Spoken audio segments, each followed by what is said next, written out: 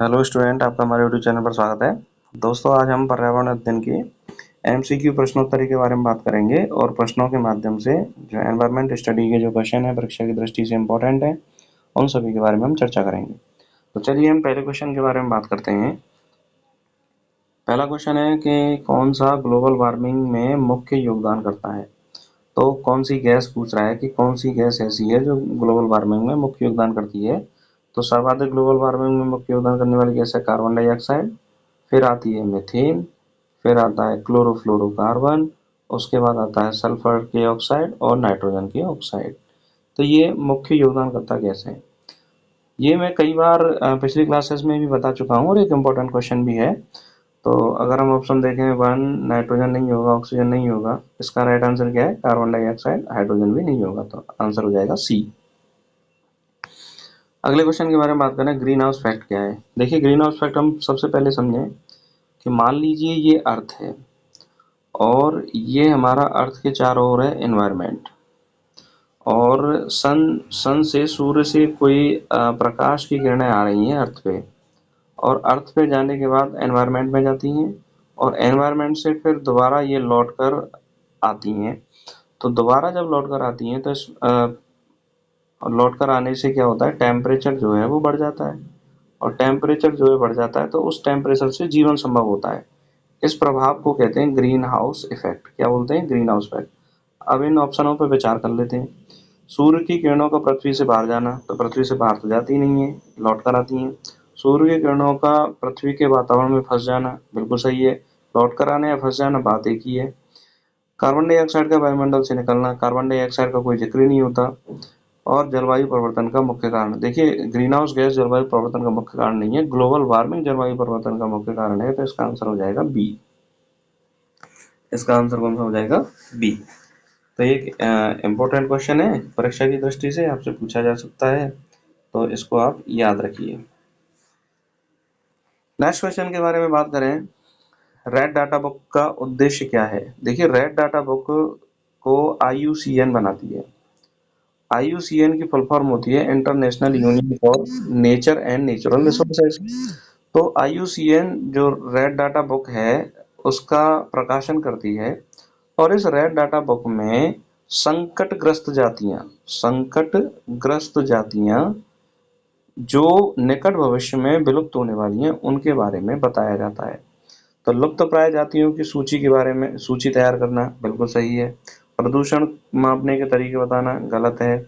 जलवायु परिवर्तन का अध्ययन करना, ये भी गलत है। ऊर्जा संरक्षण के उपाय सुझाना, ये भी क्या है? गलत है। तो रेड डाटा बुक क्या है? लुप्तप्राय, यानी कि ऐसे जीव जो निकट भविष्य में नष्ट हो जाएंगे, लुप्त हो जाएंगे, उनके बारे में सूची तैयार करना है या उनके बारे में बताना। अगले क्वेश्चन के बारे में बात करें, राष्ट्रीय पर्यावरण नीति का उद्देश्य क्या है। देखिए, कोई भी पर्यावरण नीति है वह पर्यावरण संरक्षण पर कार्य करेगी, बिल्कुल सही बात है, पहला ऑप्शन।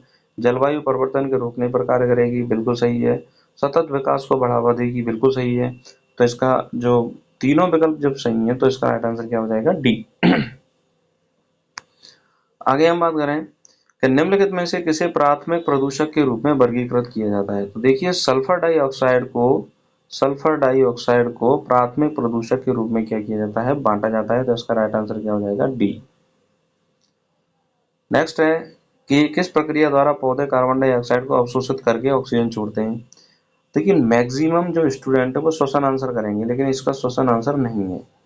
देखिए, एक प्रक्रिया होती है पौधों में, कार्बन डाइऑक्साइड और जल को ग्रहण करके पौधे जो हैं वो ग्लूकोज बनाते हैं और बदले में ऑक्सीजन बाहर निकालते हैं, और इसके साथ साथ ऊर्जा भी बाहर निकलती है, और ये सूर्य के प्रकाश की उपस्थिति में होती है। ये सारी प्रक्रिया किसमें होती है? सूर्य के प्रकाश की उपस्थिति में होती है। तो इस प्रक्रिया को कहा जाता है प्रकाश संश्लेषण। क्या कहा जाता है? प्रकाश संश्लेषण। तो पाचन हो नहीं सकता है, प्रकाश संश्लेषण इसका राइट आंसर है, वाष्पोत्सर्जन हो नहीं सकता। तो ऑक्सीजन छोड़ने वाली जो प्रक्रिया है वह कौन सी है? प्रकाश संश्लेषण। इंपॉर्टेंट है, पूछा जा सकता है। आगे हम बात करें, निम्न में से कौन सा एक जैविक प्रदूषक है। यानी जैविक प्रदूषक मतलब जीवित जीवों द्वारा बनाया गया प्रदूषक का कारण है, जैविक प्रदूषक है। तो देखिए प्लास्टिक निर्जीव होता है, कागज निर्जीव होता है, बैक्टीरिया जो है वो जैविक प्रदूषक हैं, दुर्गंध पैदा करते हैं जहाँ पर बैक्टीरिया ज़्यादा होते हैं, और धातु जो है वो अजैविक पदार्थ है, तो इसका राइट आंसर क्या हो जाएगा? सी। आगे हम बात करें जल चक्र में बाष्पोत्सर्जन की भूमिका क्या होती है? जल को ठंडा करना। देखिए बाष्पोत्सर्जन जल को ठंडा नहीं करता है। जल वाष्प को भूमि पर वापस लाना, ये भी नहीं होता है। पौधों द्वारा जल वाष्प का उत्सर्जन, बिल्कुल सही है। बाष्पोत्सर्जन का मतलब ये होता है कि पौधों द्वारा जो अवशोषित जल है उसका वाष्प के रूप में उत्सर्जन क्या कहलाता है? बाष्पोत्सर्जन कहलाता है।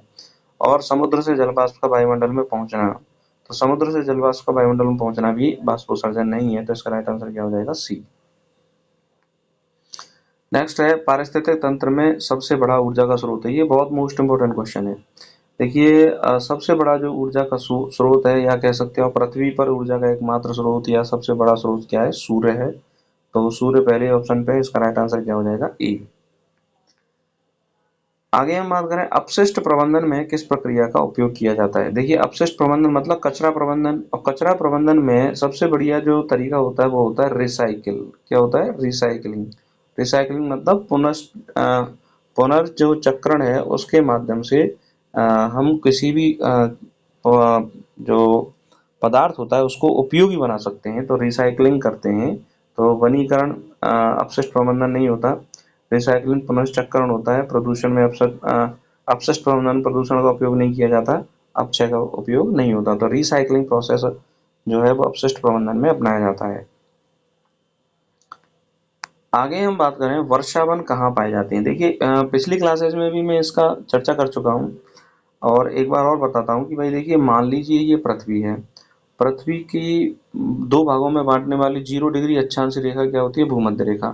तो इसके 23.5 डिग्री ऊपर और 23.5 डिग्री नीचे वाला जो क्षेत्र होता है वह उष्णकटिबंधीय क्षेत्र होता है। यहाँ पर सबसे ज्यादा जैविक वनस्पति पाई जाती है, क्योंकि तापमान, टेम्परेचर और रेन, वर्षा दोनों ही यहाँ पर क्या होते हैं? ज्यादा होते हैं। तापमान भी ज्यादा होता है, वर्षा भी ज्यादा होती है, तो ऐसे वन को वर्षावन कहते हैं। और ये कौन से क्षेत्र में मिलते हैं? उष्णकटिबंधीय क्षेत्र में। तो इसका राइट आंसर क्या हो जाएगा? बी।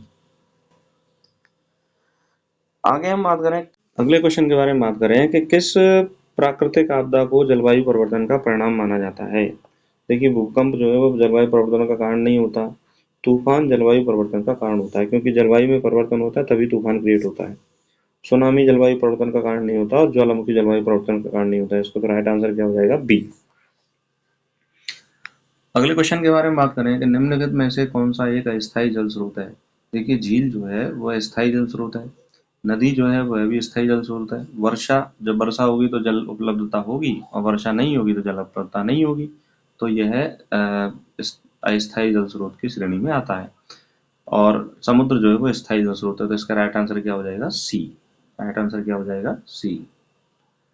नेक्स्ट है राष्ट्रीय हरित अधिकरण, नेशनल ग्रीन ट्राइब्यूनल्स की स्थापना किस उद्देश्य से की गई है? देखिए इसका जो उद्देश्य है कि भाई भारत में पर्यावरण संबंधी कोई विवाद है तो उसके निपटारे के लिए इसकी स्थापना की गई है। तो अगर हम ऑप्शन पर विचार करें, ऑप्शन ए है जल संसाधनों का संरक्षण, गलत है। औद्योगिक प्रदूषण की रोकथाम के लिए, ये भी गलत है। पर्यावरण विवादों का निपटारा के लिए, ये सही है। वनस्पति और जीव संरक्षण के लिए, तो ये भी क्या गलत है। तो इसका राइट आंसर क्या हो जाएगा? सी।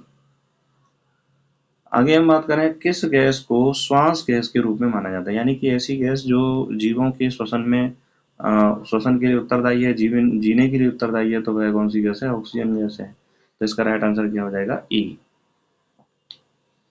आगे हम बात करें ओजोन परत का मुख्य कार्य है। देखिए ओजोन परत जो होती है वह स्ट्रेटोस्फीयर, समताप मंडल में पाई जाती है, और समताप मंडल का जो निचला स्तर होता है वह ओजोन परत होती है। तो ओजोन परत जो होती है वो सूर्य से आने वाली जो पराबैंगनी किरणें होती हैं, हानिकारक पराबैंगनी किरणें होती हैं, उनसे क्या करती है? रक्षा करती है। तो पृथ्वी का तापमान बढ़ाने में ओजोन परत का मुख्य कोई कार्य नहीं है। सूर्य से पराबैंगनी किरणों को अवशोषित करना ओजोन परत का कार्य है। पृथ्वी से ऑक्सीजन को हटाना, ये गलत है। वायुमंडल में कार्बन डाइऑक्साइड का जल स्तर बढ़ाना, ये भी गलत है। तो इसका राइट आंसर क्या हो जाएगा? बी।